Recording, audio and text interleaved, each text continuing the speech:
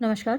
पिछले वीडियो में आपने देखा था कि जब एगामेम्नॉन और एक्लीज के बीच लड़ाई हो रही है और एक्लीज ने अपनी तलवार आधी खींच ली है म्यान से, तो एथेना जो कि ज्ञान की देवी है वो उतर कर आती है स्वर्ग से। यहाँ एथेना को मिनर्वा कहा गया है क्योंकि लैटिनाइज्ड नेम एथेना का मिनर्वा है। और वो रोकती है एक्लीज को, और क्या कह के रोकती है वो देखिए। फॉरबियर द प्रोजेनी ऑफ जब रिप्लाइज, ठहरो। किसने जवाब दिया फॉरबियर में? ठहरो। द प्रोजेनी मीन्स संतान होती है, ऑफ जब, जब की। तो जब की प्रोजेनी क्यों कौन हुई? जब की संतान कौन है? मिनर्वा। यहाँ पर रिप्लाइज वो उत्तर देती है। टू काम दाई फ्यूरी, टू काम शांत करने के लिए, दाई फ्यूरी तुम्हारा गुस्सा शांत करने के लिए, आई फॉरसुक मैंने छोड़ा, द स्काइज आकाश को, मैं स्वर्ग से उतर कर आई हूँ तुम्हारा गुस्सा शांत करने के लिए। Let great Achilles to the gods resigned, महान एक्लीज को गॉड्स के प्रति, देवताओं के प्रति रिजाइंड माने समर्पित होना चाहिए, यानी जो कुछ भी हो रहा है वो देवताओं की मर्जी पर छोड़ देना चाहिए।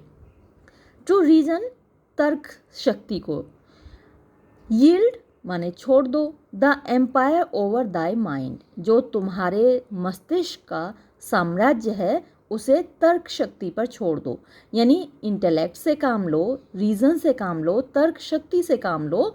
इतनी अधीरता से काम मत लो, यानी इतने पैशनेट बनो, इम्पल्सिव मत बनो, धैर्य से काम लो। बाय ऑफुल जूनो, ऑफुल मतलब ग्रेसफुल आप कह सकते हैं, वैसे तो ऑफुल माने डरावना होता है, लेकिन यहाँ महान जूनो जो कि जब की पत्नी हैं उनके द्वारा दिस कमांड ये आज्ञा इज गिवन दी गई है, उन्होंने मुझे कमांड दिया है। The king and you are both the care of heaven, तुम और राजा यानी कि एगामेम्नॉन दोनों ही केयर ऑफ हेवन स्वर्ग की सुरक्षा में हो, तुम्हारा ख्याल रखे हुए हैं स्वर्ग के देवी देवता। The force of keen reproaches let him feel. The force ताकत of keen means तीखी, reproach means होती है फटकार, scolding। तो फटकार लगेगी उसको, डांट पड़ेगी उसको, तो उसको महसूस करने दो, let him feel, उसको महसूस करने दो कि कैसे उसको फटकार लगती है देवताओं के द्वारा। बट शीत, लेकिन म्यान में रख लो, ओबीडियंट तुम तो बात मानने वाले अच्छे बच्चे हो ना, आज्ञाकारी हो। दाय रिवेंजिंग स्टील, दाय अपनी, रिवेंजिंग बदला लेने वाली, स्टील सोड तलवार, तो अपनी इस तलवार को बेटा म्यान में रख लो। फॉर आई प्रोनाउंस, फॉर क्योंकि, आई प्रोनाउंस मैं कह रही हूँ, मैं वादा कर रही हूँ, and trust a heavenly power, और तुम भरोसा रखो स्वर्ग की शक्ति पर, ताकत पर। दाय इंजर्ड ऑनर, दाय तुम्हारा, इंजर्ड जो आहत हुआ है, जिसको चोट पहुंची है, ऑनर सम्मान, हैज़ इट्स फेटेड आर, इसको फेटेड माने जो उसके डेस्टिनी में है, आर माने ऐसा वक्त आएगा उसके भाग्य में कि तुम्हारी इज्जत को, तुम्हारे सम्मान को जो ठेस पहुंची है उसका बदला भाग्य लेगा, वक्त आएगा ऐसा। When the proud monarch, और जब वो वक्त आएगा उस वक्त ये जो प्राउड मोनार्क है, ये जो घमंडी राजा एगामेम्नॉन है, shall thy arms implore, वो दाई आर्म्स तुम्हारे हथियारों की, यानी तुमसे दरख्वास्त करेगा, इम्प्लोर माने तुमसे गुजारिश करेगा, प्रार्थना करेगा कि तुम उसकी तरफ से लड़ो। एंड ब्राइव, और रिश्वत देगा, दाई फ्रेंडशिप तुम्हारी दोस्ती को, with a boundless store, boundless unlimited store, खजाना ट्रेजर, तो तुम्हें दोस्ती के नाम पर बहुत सारा ये धन देगा खुद ही, और खुद ही तुम्हारी प्रार्थना करेगा। Then let revenge no longer bear the sway, तो इस वक्त अपने बदले को ताकतवर मत बनने दो, है ना।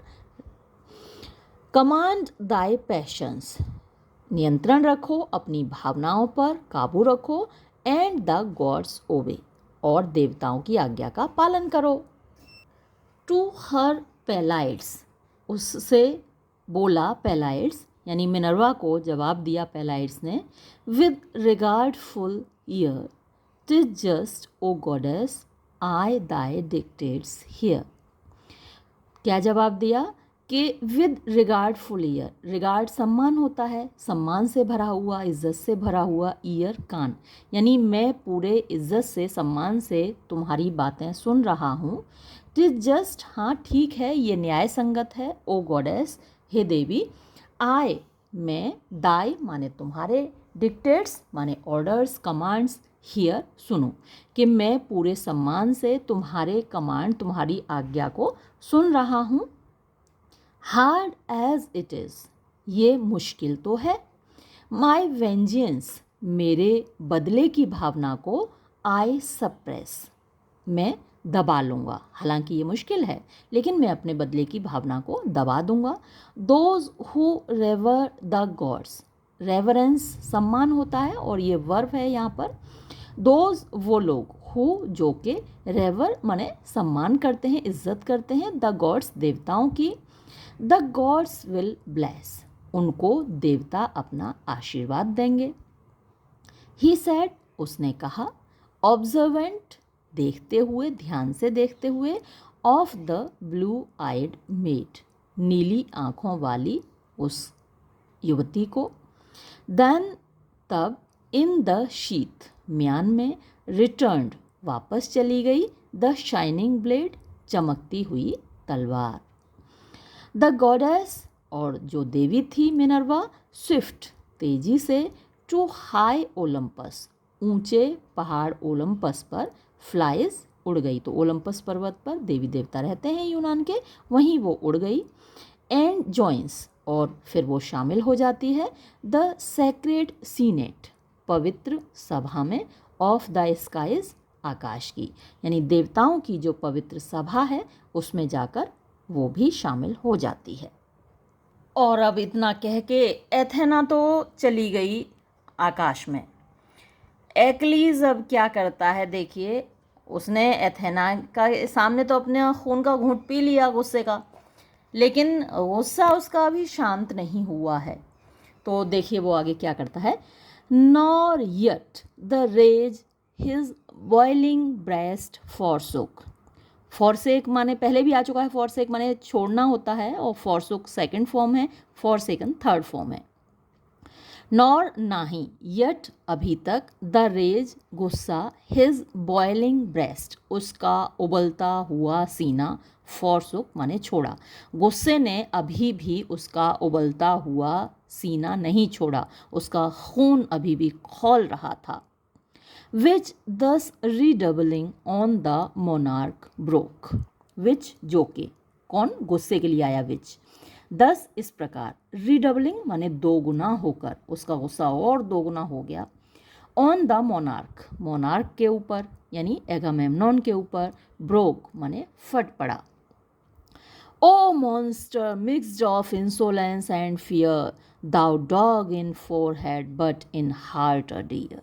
तो क्या बोला एक्लीज एगामेम्नॉन को, ओ मॉन्स्टर, अरे ओ शैतान, मिक्स्ड, तुम मिले हुए हो, तुम एक मिश्रण हो, किस चीज़ का, of insolence and fear, insolence धृष्टता होती है और फियर डर होता है, तो इन दोनों चीज़ों का एक मिश्रण हो।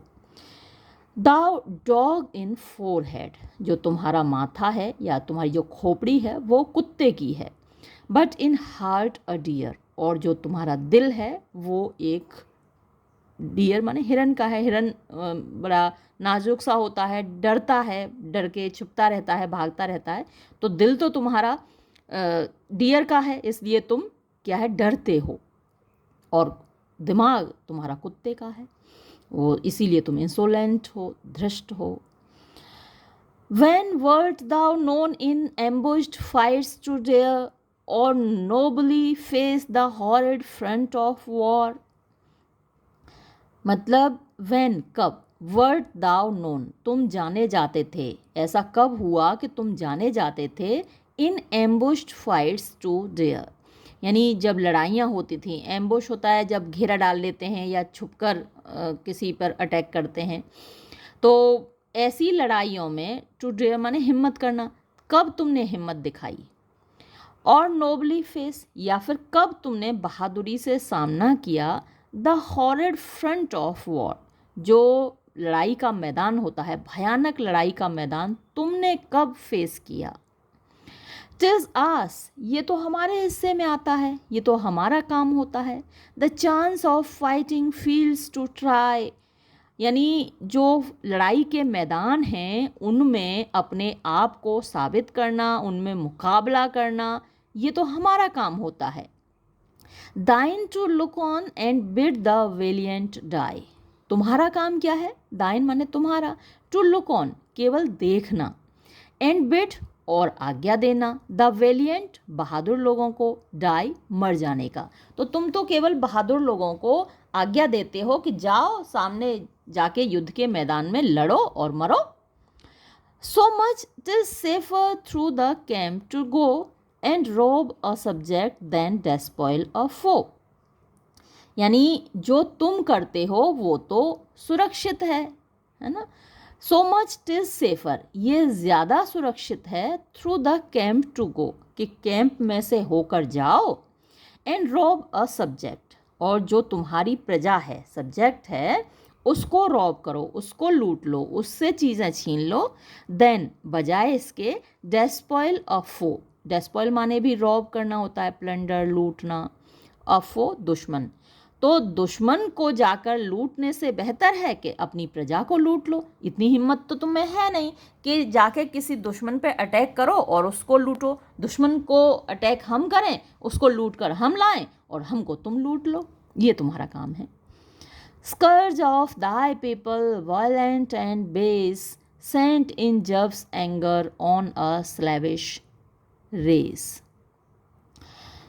स्कर्ज होता है कोड़ा, जो जिससे पिटाई की जाती है कैदियों की, क्रिमिनल्स की। ऑफ दाई पीपल, अपने लोगों का, यानी ये जो तुम्हारी प्रजा है तुम उसके ऊपर एक पनिशमेंट की तरह हो, तुम्हारे जैसा राजा एक पनिशमेंट है। वायलेंट जो कि हिंसक है, एंड बेस और नीच है। तो जब राजा हिंसक होगा और नीच होगा तो वो एक पनिशमेंट की तरह है। और पनिशमेंट कौन सा, सेंट जो कि भेजा गया है, इन जव्स एंगर, जब भगवान नाराज हो जाता है तब ऐसा राजा भेजता है। On a slavish race, slave यानी गुलाम, रेस माने प्रजाति, तो गुलामों की प्रजाति को कोड़े लगाने के लिए, पनिश करने के लिए, दंडित करने के लिए तुम्हारे जैसा नीच और हिंसक राजा भेजा जाता है जब भगवान गुस्सा होता है। Who lost to sense of generous freedom past are tamed to wrongs, or this had been thy last. Who जो के, तो ये हु किसके लिए ये आया है, पीपल के लिए, यानी जो प्रजा है एगामेम्नोन की उसके लिए आया है। तो वो लोग लॉस टू सेंस, यानी वो अपने दिमाग से भूल चुके हैं, खो चुके हैं, उनके दिमाग से जा चुका है जेनरस फ्रीडम पास्ट, पास्ट माने अतीत की, फ्रीडम माने आज़ादी, जेनरस माने विशाल हृदय, उदारता। तो जब एक ज़माना था उनको आज़ाद रहने की आदत थी अतीत में, लेकिन अब वो अपनी उस आज़ादी की भावना को पूरी तरीके से विस्मृत कर चुके हैं, भूल चुके हैं, इसीलिए तो तुम्हारी गुलामी कर रहे हैं। आर टेम्ड, टेम माने पालतू बनाना होता है, तो वो अब पालतू बन गए हैं टू रॉन्ग्स, यानी जो तुम उन पर अत्याचार कर रहे हो, उनके साथ गलत कर रहे हो, उसको वो पालतू जानवरों की तरह बर्दाश्त कर रहे हैं। और अन्यथा this had been thy last, ये जो तुमने किया है ये तुम्हारा आखिरी काम होता, जिस तरीके से तुमने मेरी इंसल्ट की है ये तुम्हारा लास्ट एक्ट होता। Now by this sacred scepter I hear me swear, which never more shall leaves or blossoms bear.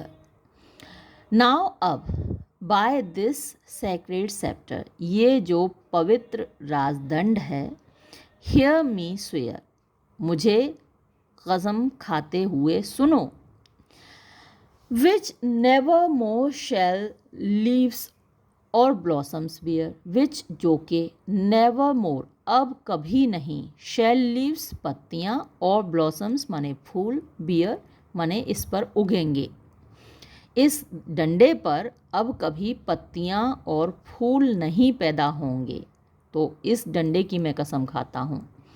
और विच सी वर्ड, ये एक तरीके से एपिक सिमिली है ना, मिल्टोनिक सिमिली या होमरिक सिमिली होता है। तो वो जो डंडा है उसको वो आगे और एक्सप्लेन करता हुआ जा रहा है, उसके बारे में और चीज़ें बताता जा रहा है। तो उसने डंडे की कसम खाई, अब उस डंडे के बारे में बता रहा है कि ये जो सेक्रेड सेप्टर है विच उसकी कभी अब उस पर पत्तियाँ नहीं आएंगी, फूल नहीं आएंगे। क्यों नहीं आएंगे? विच सी वर्ड माने अलग होना, जो कि अलग हो गया फ्रॉम द ट्रंक, ट्रंक तना होता है पेड़ के तने से, एज आई जैसे कि मैं हो रहा हूँ, फ्रॉम दी तो जैसे मैं तुमसे अलग हो रहा हूँ। अब ये कंपैरिजन हो गया है ना, डंडा जैसे पेड़ से अलग हुआ वैसे ही मैं तुमसे अलग हो रहा हूँ, तो ये कंपैरिजन है, एक सिमिली है। और सिमिली भी कौन सी? ये होमरिक सिमिली भी कहलाती है, मिल्टोनिक सिमिली भी कहलाती है और एपिक सिमिली भी कहलाती है। जैसे मैं तुमसे अलग हो रहा हूँ। ऑन द बेयर माउंटेन्स, और वो पेड़ कहाँ था? ऑन द बेयर माउंटेन्स, जो खाली पहाड़ हैं, ऊपर खड़े हुए खाली पहाड़ हैं, उन पहाड़ों पर लेफ्ट छोड़ दिया। किसने? इस डंडे ने। किसको छोड़ दिया? इट्स पेरेंट ट्री, उस पेड़ को जो इसका पेरेंट था, जो इसका बाप था, माँ था, जिसने इसको पैदा किया था, तो उस पेरेंट ट्री को इसने छोड़ दिया और ये नीचे आ गया और ये तुम्हारा राजदंड बन गया। और इसी राजदंड की मैं कसम खाता हूँ। दिस सेप्टर, फिर से वही बात आई कि ये जो राजदंड है, formed by tempered steel, tempered होता है, मतलब टेम्पर करने का मतलब होता है किसी लोहे के साथ उसमें थोड़ी सी और मेटल्स मिलाई जाती हैं और उसको मजबूत बनाया जाता है जिससे वो मजबूत बन जाए। तो फॉर्म्ड बाय टेम्पर्ड स्टील, उसमें स्टील का एक परत चढ़ाई गई उस डंडे के ऊपर, मजबूत स्टील की, टू प्रूव, ताकि वो बन सके। एन एनसाइन, एनसाइन माने प्रतीक होता है, सिंबल होता है और झंडा भी होता है। ऑफ द डेलीगेट्स ऑफ जब, यानी किसका सिंबल बन जाए वो, किसका झंडा बन जाए? डेलीगेट्स होते हैं रिप्रेजेंटेटिव, प्रतिनिधि, ऑफ जब, जब के, यानी ईश्वर के प्रतिनिधि। राजा को धरती पर ईश्वर का प्रतिनिधि माना जाता है, तो उस प्रतिनिधि का, राजा के प्रतिनिधि का सिंबल बन जाता है कौन? सेप्टर। इसीलिए इसको क्या बोलते हैं? राजदंड बोलते हैं, राजा का दंड। राजा के हाथ में जो डंडा लगा होता है वो राजदंड कहलाता है। कभी आपने अगर इंग्लैंड की महारानी क्वीन एलिजाबेथ की कुछ ऐसी तस्वीरें देखी हों, इस वक्त तो वहाँ चार्ल्स थर्ड हैं गद्दी पर, तो कई बार उनके हाथ में दिखाया जाता है वो राजदंड, सेप्टर कहते हैं उसको। तो an ensign of the delegates of जब, तो जब के प्रतिनिधियों का सिंबल बना। फ्रॉम होम, जिनसे, यानी जब से, द पावर, ताकत, ऑफ लॉज, कानूनों की, एंड जस्टिस, और न्याय की, स्प्रिंग्स माने पैदा होती है। तो राजा ने, राजा मतलब ईश्वर ने राजा को पृथ्वी पर भेजा, और जो कानून है, जो न्याय है, उसकी ताकत उन्हीं से आती है, भगवान से आती है। तभी तो कहा जाता है कि राजा जो कहता है वो भगवान की कही हुई बातें होती हैं। अब तो राजशाही नहीं रही, लेकिन जब राजशाही थी तब ऐसा राजाओं के द्वारा कहा गया कि हम ईश्वर के प्रतिनिधि हैं और जो कुछ भी हम बोल रहे हैं वो ईश्वर के शब्द हैं, है ना। जितनी भी धार्मिक किताबें हैं उनके बारे में भी यही कहा जाता है कि वो ईश्वर के द्वारा लिखी गई हैं। सभी धर्मों के प्रतिनिधि यही कहते हैं कि हमारी जो धार्मिक पुस्तकें हैं वो ईश्वर के द्वारा लिखी गई हैं और उनमें जो कुछ भी है वो ईश्वर का आदेश है। तो laws and justice springs, tremendous oath, बड़ी विशाल कसम। जैसे हमारे भीष्म पितामह ने की थी, है ना। उनका नाम भीष्म पितामह इसीलिए पड़ा क्योंकि उन्होंने एक भारी भरकम कसम खाई थी। ट्रेमेंडस ओथ यानी भीष्म प्रतिज्ञा, बड़ी भयानक प्रतिज्ञा। इनवायोलेट टू किंग्स, जिसको कि राजा भी नहीं तोड़ सकते, ऐसी कसम मैं खा रहा हूँ। बाय दिस, इस राजदंड की कसम, आई स्वेयर, मैं कसम खाता हूँ इस राजदंड की। व्हेन, जब, ब्लीडिंग ग्रीस, ब्लीडिंग खून से सना हुआ, जख्मी, घायल यूनान, अगेन फिर से, शैल कॉल बुलाएगा एक्लीज को, she shall call in vain, तब वो बिना बात ही बुलाएगा, व्यर्थ ही बुलाएगा। मतलब क्या है, आपका बुलाना व्यर्थ कब होता है, जब जिसको बुलाया जा रहा है वो आए ना। तो अगर यूनान घायल होकर मुझको पुकारेगा तो मैं नहीं आऊँगा, इसलिए उसका बुलाना कैसा होगा, इन वेन होगा, बेकार होगा। When flushed with slaughter, when flushed जब गुस्से में लाल होकर, with slaughter मारकाट से। हेक्टर कम्स, हेक्टर आएगा। हेक्टर कौन है, ये पेरिस का भाई है। पेरिस कौन है, जो हेलेन को उठाकर लाया था, जो मेनेलॉस की पत्नी थी और एगामेमनोन की भाभी थी, है ना। ट्रॉय का राजकुमार पेरिस, तो हेक्टर भी ट्रॉय का ही राजकुमार है। तो जब पेरिस का भाई हेक्टर आएगा, टू स्प्रेड माने फैलाने के लिए, द पर्पल शोर, इस बैंगनी किनारे को, विद माउंटेन्स ऑफ डेड यानी लाशों के पहाड़ से इस समुद्र के किनारे को भर देगा। और वो लाशें किसकी होंगी, ग्रीक्स की होंगी, यूनानियों की होंगी। और उस वक्त जब ग्रीस मुझे पुकारेगा तो बेकार ही होगा उसका पुकारना, क्योंकि मैं नहीं आऊँगा। Then shalt thou mourn the affront thy madness gave, force to deplore when impotent to save. Then उस वक्त, shalt thou mourn, तुम विलाप करोगे, तुम रोओगे। The affront, affront होता है ओपन इंसल्ट, जो तुमने इंसल्ट की, बेइज्जती की, दाई मैडनेस अपने पागलपन में, गिव माने दी मुझे, मेरी जो इंसल्ट की उस पर तुम रोओगे। फोर्स्ड टू डेप्लोर, तुम मजबूर हो जाओगे रोने के लिए। व्हेन, जब, इम्पोर्टेंट यानी तुम्हें ताकत नहीं होगी, टू सेव बचाने की, अपने लोगों को बचाने की, यूनानियों को बचाने की तुम्हें ताकत नहीं होगी, तब तुम रोओगे।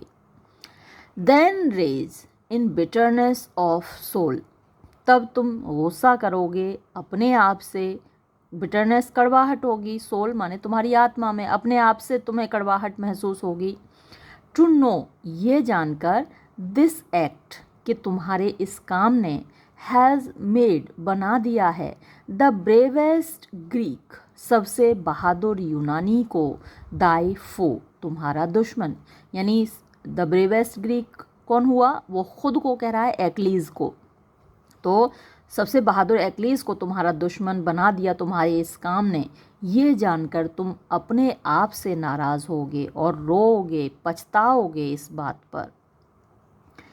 ही स्पोक, उसने ये बात बोली, एंड फ्यूरियस और गुस्से में, हर्ड फेंक दिया, अगेंस्ट द ग्राउंड धरती पर, हिज सेप्टर अपना राजदंड, स्टार्ड विद गोल्डन स्टर्स अराउंड, जो चारों तरफ से सोने के स्टार से जड़ा हुआ था। यानी वैसे तो लकड़ी का बना हुआ है राजदंड, लेकिन ऊपर से गोल्ड से जड़ा हुआ है। देन स्टर्नली साइलेंट सेट, इसमें एलिटरेशन बहुत ज़्यादा है, पहले ही आप देख रहे हो एस एस कितना रिपीट हुआ है। देन तब, स्टर्नली कठोरता से, साइलेंट शांत, सेट बैठ गया वो, विद लाइक डिस्डेन उतनी ही नफरत से, इतनी ही गुस्से से, द रेजिंग किंग यानी गुस्सा राजा, returned his frowns again, frown smile का अपोजिट होता है।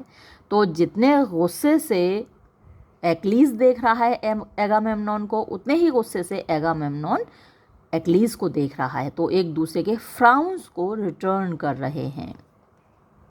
To calm their passion with the words of age, slow from his seat arose the Pylian sage. To calm, शांत करने के लिए, देयर पैशन, उनके गुस्से को, उनकी भावनाओं को, विद द वर्ड्स, शब्दों से, अल्फाजों से, ऑफ एज, बुढ़ापे के, तो बुज़ुर्ग लोग समझाते हैं। स्लो, धीरे से, फ्रॉम हिज सीट, अपनी जगह से, अपने आसन से, अपनी सीट से, एरोज, उठा, द पाइलियन मीन्स पाइलोस का, सेज माने बुज़ुर्ग, संत, साधु आप कह सकते हैं, ये एक ऑरेटर है। द एक्सपीरियंस्ड नेस्टर, एक्सपीरियंस्ड अनुभवी, नेस्टर उसका नाम है, जो ये बुज़ुर्ग हैं, साधु हैं और ऑरेटर हैं, बहुत अच्छे वक्ता हैं, वो उठे। इन परसुएशन स्किल्ड, परसुएड होता है किसी को मनाना, राज़ी करना, कन्विंस करना, अपनी बात मनवाना, और वो इस काम में स्किल्ड यानी माहिर थे, दूसरों से अपनी बात मनवाने में। वर्ड्स, शब्द, स्वीट एज हनी, शहद जैसे मीठे, फ्रॉम हिज लिप्स डिस्टिल्ड, उनके होठों से निकल रहे थे। Two generations now had passed away, अब तक 2 पीढ़ियाँ निकल चुकी थीं। वाइज बाय हिज रूल्स, उनके नियमों को मानते हुए, बुद्धिमान होकर, यानी जो उनकी बातों को सुनते थे, मानते थे, वो बुद्धिमान हो जाते थे। एंड हैप्पी बाय हिज स्वे, स्वे वही ताकत होती है, तो उनकी ताकत का के नीचे जो रहते थे, उनको मानते थे, वो खुश रहते थे, जो उनके अनुसार चलते थे वो खुश रहते थे। तो ऐसी 2 पीढ़ियाँ निकल चुकी थीं। 2 ages over his native realms ही reigned, 2 ages यानी 2 पीढ़ियाँ, ओवर हिज नेटिव realm, अपनी जो जन्मभूमि है उस राज्य में, ही reigned, उन्होंने राज किया 2 पीढ़ियों पर, यानी 2 पीढ़ियों ने उनकी बातें मानी, उनके अनुसार चली, नेस्टर के अनुसार। एंड नाउ, और अब, the example of the third remained, अब तीसरी पीढ़ी का उदाहरण बचा हुआ था। All viewed with awe the venerable man, all viewed सभी देख रहे थे, विद ऑ आश्चर्य से, the venerable man means respectable, उस सम्मानित व्यक्ति को सभी देख रहे थे, नेस्टर को। हु दस, जिसने के इस प्रकार, विद माइल्ड बेनिवोलेंस, माइल्ड माने विनम्र, सॉफ्ट, बेनिवोलेंस उदारता होती है, तो अपनी विनम्र उदारता के साथ, बिगेन माने बोलना शुरू किया।